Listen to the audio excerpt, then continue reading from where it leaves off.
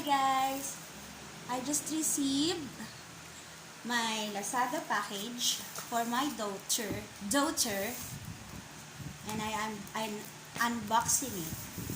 Nakikiuso lang, bes. Yung package hindi mo alam kung paano buksan.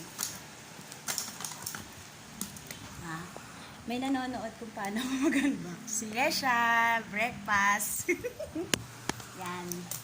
Maganda kasi ako ngayon, kaya gusto ko mag-video. Ang tagal mabukas. Yan ko ba talaga mag-unbox ng ano? Yan, nakita ko na. Yan. Sana wag bumaba yung video ko sa pagbubukas ng sirain ko na. Diba? Numukuha pa ako ng permission dun sa bata.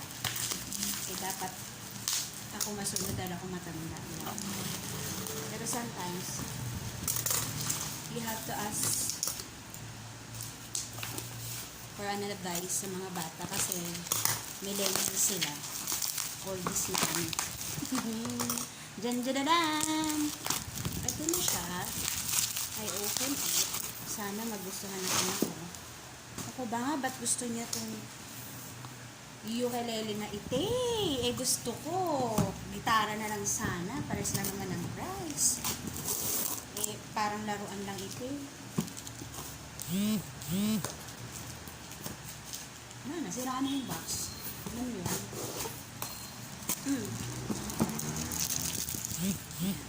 Eto na siya. So excited. Sana lang. Alam mo, lagi na ako nag-disappoint sa Lazada, pero sana hindi ako na-disappoint.